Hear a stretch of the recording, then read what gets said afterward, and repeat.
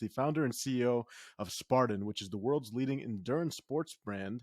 And Joe DeSena, he's also not only the founder of Spartan, but he's a New York Times bestseller and also the host of the CNBC show No Retreat, which I'm a fan of. I've been checking the snippets on Instagram, and he's also been featured on many different major outlets, Forbes, Joe Rogan show, just to name a few. He's had an illustrious career, and he's our mentor today, and we're so excited to have him. Joe, thank you so much for being with us today.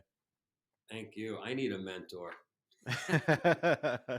we all need a mentor, and this was the reason the podcast was launched in a way. And your career is nothing short of it, because one thing that I found interesting about you is you've never been shy away from hard work, whether it was on Wall Street or whether it was creating your own business in high school and college. You know the value of hard work. Unfortunately, a lot of my generation today struggles with that today. Where did you develop that mindset, that go-getter attitude from a young age? Look, I grew up in a neighborhood. I think we're products of our environment. Um, it is amazing. I have 4 children now, and I think you either set kids up for success or failure. I happened to grow up in a neighborhood where everybody hustled, everybody worked, and if you didn't, you got pushed to the side. And it was in Queens, New York, and there's a lot of people doing bad things, a lot of organized crime, but there were a lot of people doing good things that ran businesses. And it was very common to walk into somebody's house, your friend's house as a kid, and mom literally had a CB radio in the kitchen because she was doing radio calls for tow trucks while she was making pasta and sauce for the family. So if you grow up in that kind of environment, you realize that, hey, we all work. We wake up at 5 a.m. We start buttering bagels. We start driving trucks. We do what we got to do. If you grow up in a family, in a neighborhood that um, doesn't model that, then how would the kids know unless genetically they're just programmed to be a work machine? So I don't think I was genetically programmed for it, although my mom and dad were both hard workers. I saw it. I had a lot of people modeling it. And now, although you saw it live, was there a certain hunger and fuel that you felt in your early teens and 20s that you wanted to accomplish? I wanted to make money. I wanted to be able to pay my bills. I wanted to have a family someday where I didn't fight over money. I used to clean swimming pools at a very, very young age, and all my customers had refrigerators and nice cars and nice houses, and I was like, how the hell do I get that stuff? And one day my mother said, you can have anything you want, you got to work. And that was it. A worker was born. I just started working, and I like the taste of money when I got paid. I like getting a pat on the back, somebody saying I did a good job.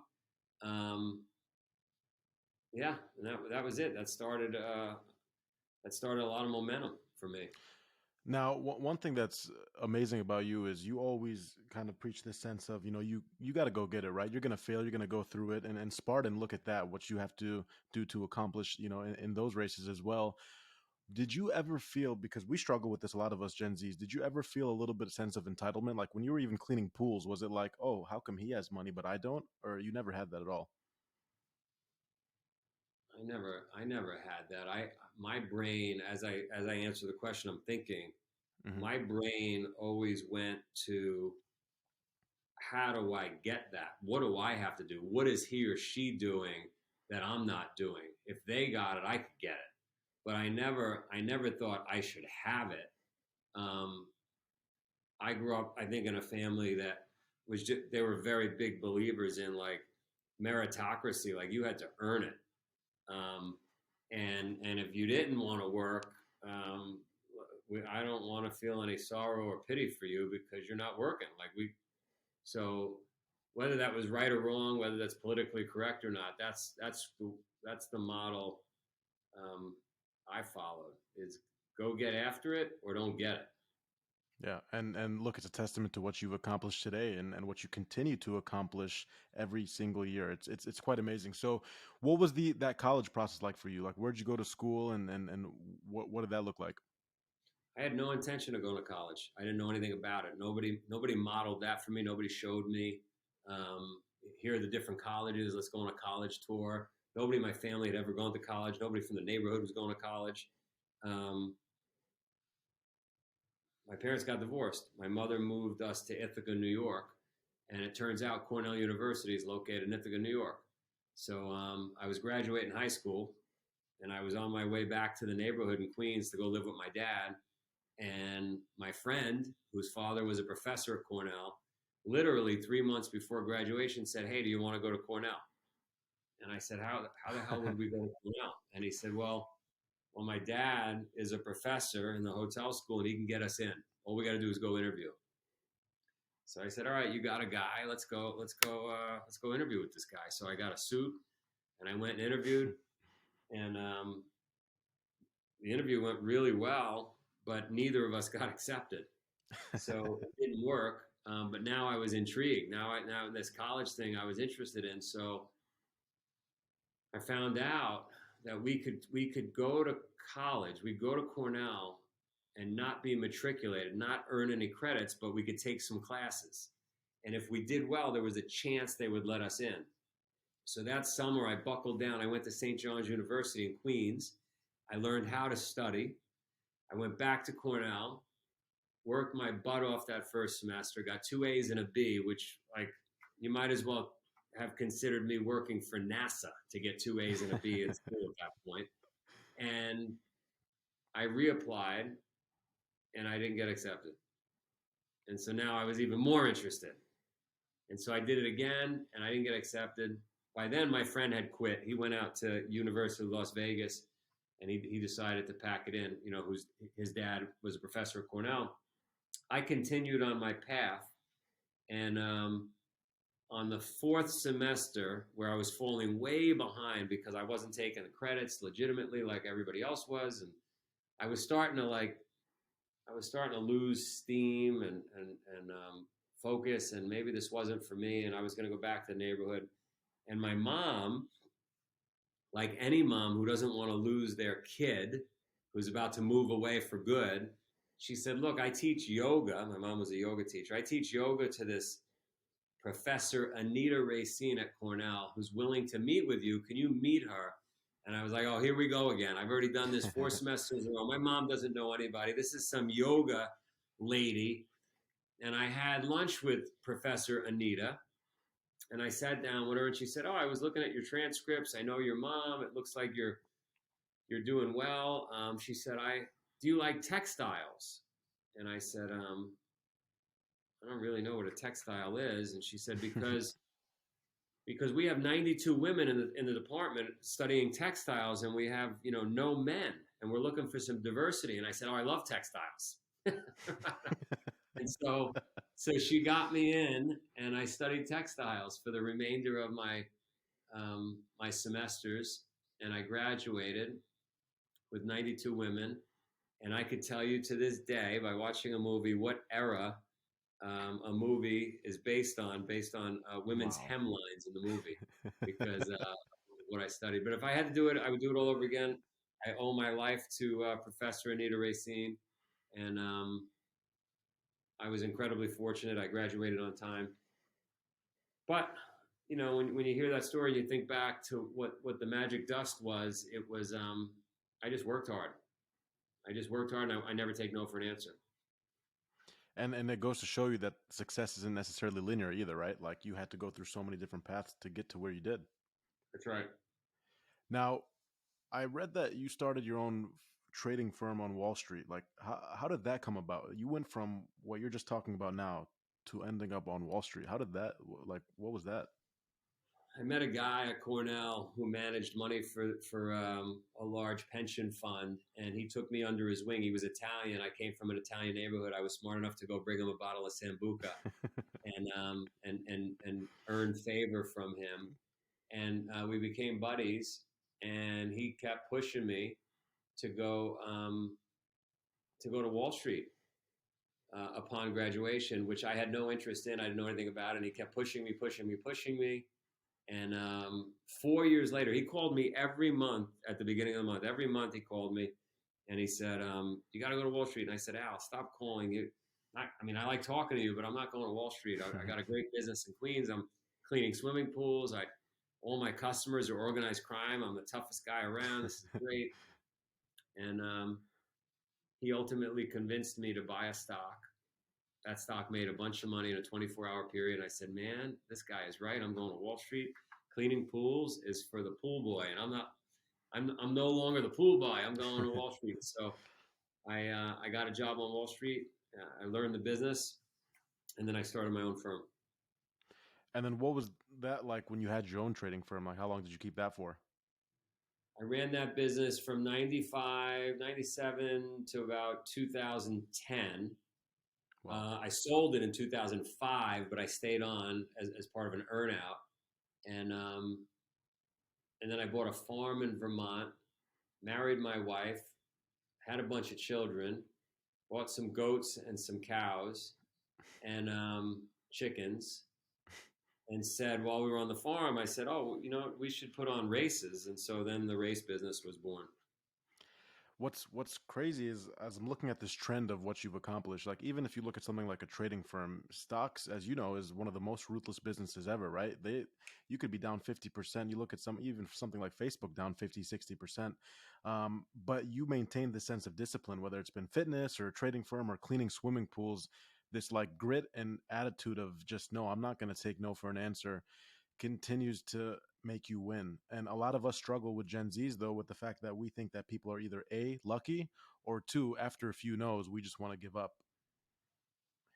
So it's tricky for us. Well, I think you could fix every Gen Z. Why don't we do this? The more the more we know, how many Gen Zs listen to this thing? So we have tens of thousands every month that come in, just specifically Gen Z. So specifically 21 to 24-year olds and the people that are which is just graduating college. And where are they physically located? All across America? All across America, some Europe. All right, so I would suggest all these Gen Zs in Europe and America. I'm going to give you a free race if you've never raced before. You could do a Tough Mudder, Wow. you could do a Spartan Race, you do a deck, whatever we have anywhere in the world. You just got to reach out to the host here and put together a big spreadsheet. And it's on me because I promise Wow. you, when you finish this race, you are going to completely transform your mindset. You're never going to quit anything again. You're going to level up. You're going to realize, oh my God, I am tough. I am resilient. I can get shit done. And the reason that happens is because you are tough. You are resilient. You can get shit done. But you've learned helplessness. When mommy and daddy constantly wipe our butts and take care of everything for us, we don't learn to push through. And so I had an advantage. I learned to push through at a young age. And so I could create that environment for people, and I do create that environment at these events. I'm not asking for anything. I literally just want to make the world a better place. So, but here's the interesting thing: tens of thousands of people are going to listen to this. They're not going to get in touch with you. I'll give a speech every year at Cornell. I stand up in front of 600 kids at Cornell, right?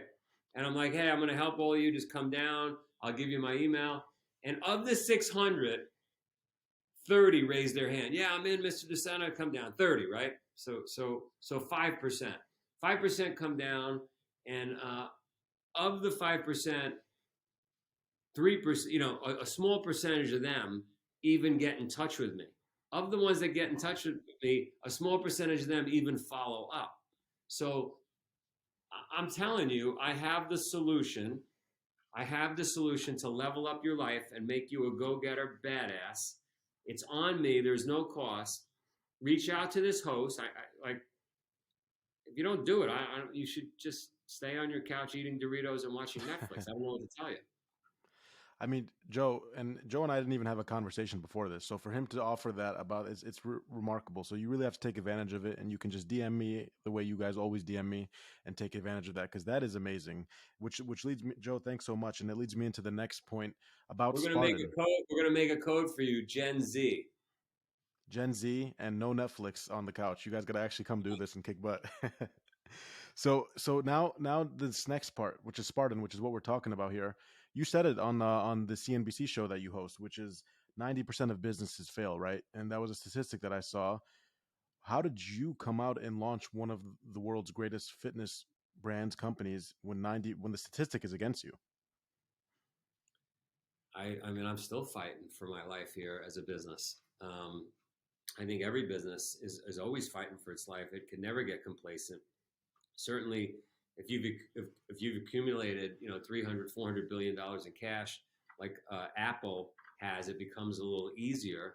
But but it's a tough knife fight every day, and the longer you play the game, the more likely you are to get killed.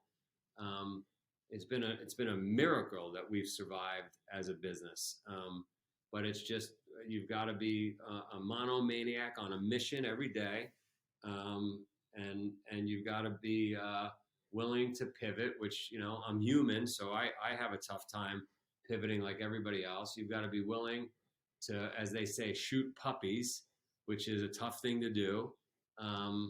Because overall, the machine has to survive in order to feed the people that are there. You can't. Somebody told me a long time ago in business, you're going to have to sacrifice in order to help the business. But if you help the business eventually helps you. If you help the business eventually helps you. That is a powerful quote there. I love that there. And we all know you as Joe the Tough. You're tough. You're up at 4:35 a.m. You lead this huge brand.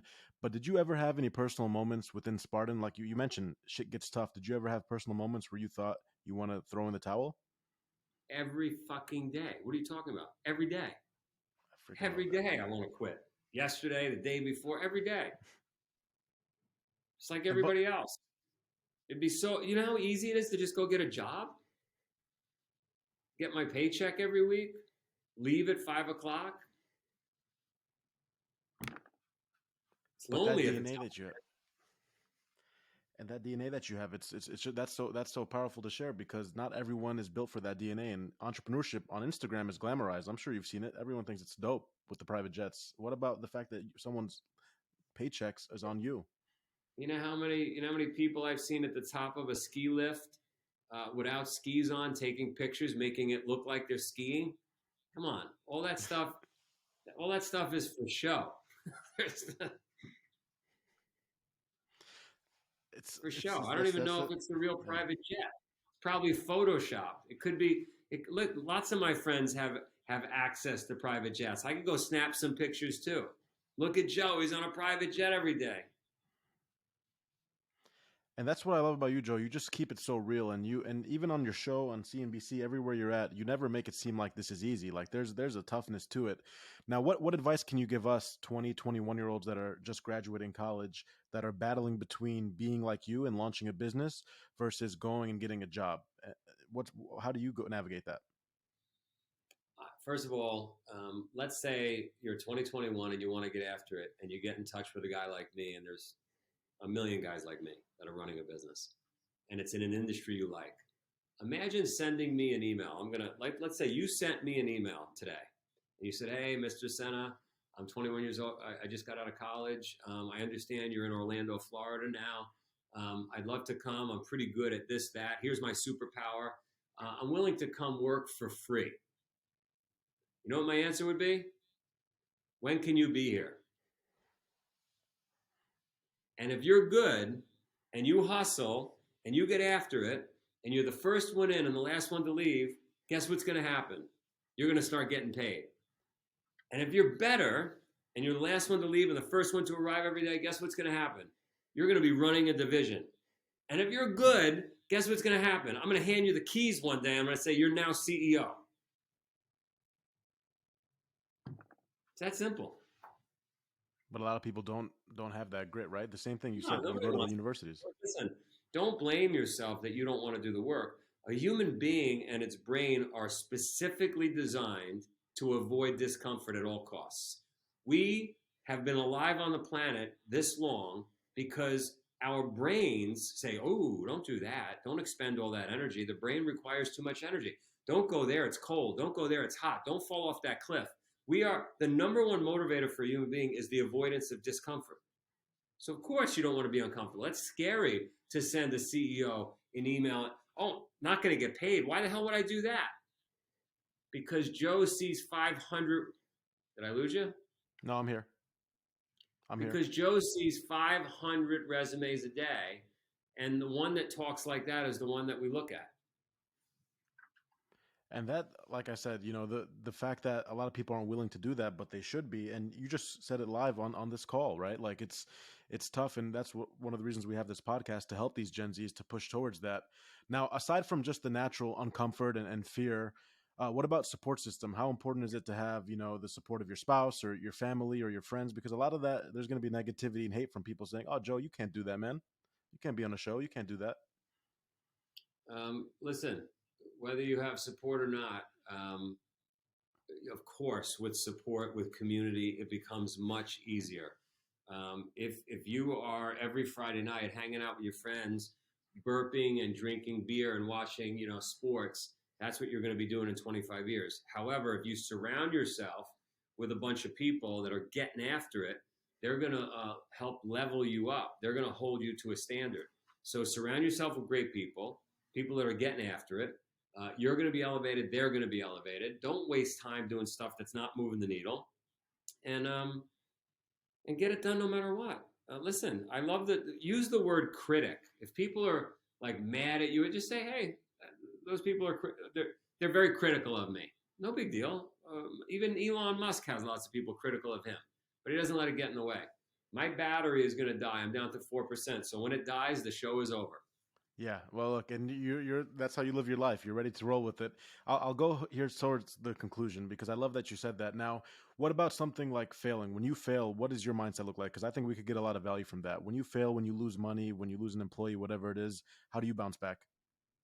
Listen, I've probably had 11,783 failures in the 40 years I've been doing business. I had a failure yesterday. I failed today. I failed the day before. And what I found as you get older, I'm 53 years old now, is the sun keeps rising and the moon comes up at night, and you go to bed and you wake up and you do it again. Like, people say, "Joe, how was your flight?" I say, "Well, the plane landed." I mean, it didn't have to land. That would be a major failure. That's terminal. Like any other failure, it's just a learning experience. That's it. So I'm not saying it's not hard. It's hard on me too, but I got to constantly remember, like, no big deal. It's a mere obstacle. No big deal. Obstacle critics. I love everything you said there. Just a masterclass there. The last question is going back to your 20-year-old self right now. What would Joe tell his 20-year-old self? I would say be patient. Life is a lot longer than you think it is. I'd say work harder. It's never going to end, unfortunately. And then I would say build bridges, don't burn them. I've had lots of people in my life. I got pissed off at them. They got pissed off at me. You burn that bridge, not worth it. Build bridges, don't burn them. Build bridges, don't burn them. That is an amazing lesson for you guys. I hope you're listening. I hope you take advantage of the offer that Joe just provided you guys. That You is Joe guys aren't going DeSena. to do it. You're not going to do it. Come I on, know you're guys. You not got going to do to it. prove him wrong and do it. He wants you to I'm do in it. 45 countries. I've dealt with you people all over the place. Doesn't matter the size, the shape. You're afraid. You want your Doritos. You want to watch Netflix. I get it. But if you do, if you're the one person, the 1% that takes me up on it, you'll change your life forever. There's no charge. I don't even want anything from you. I don't even want it. What I want is you to get the most out of yourself. That's what I want. And Joe, I'm trying to lose my last 100 pounds here. I want to pay for it. I want to do it personally and have my audience follow. So I'm going to sign up. You're not paying. What you should do is pick one of the events. Where are you located again? Chicago. Chicago. Find an event, Tough Mudder or Spartan. Send me an email on the event. I want you to get 299 followers of yours. 299. Okay. So we have a total of 300. You're going to lead them. It's all on me, no charge. And we're going to document it. Awesome. I really appreciate that. I'm going to work on that. I know your phone's going to die, but where can the audience, people listening in from their car now, find you? Where can they find you? Just send me an email, joe@spartan.com. Just keep the email short, one sentence only, joe@spartan.com. One sentence. And follow Joe on Instagram. Follow and check out his CNBC show as well. There's a lot there. You guys are awesome. I'll see you. Thanks, Joe, so much. We'll talk soon. I appreciate your time. No problem.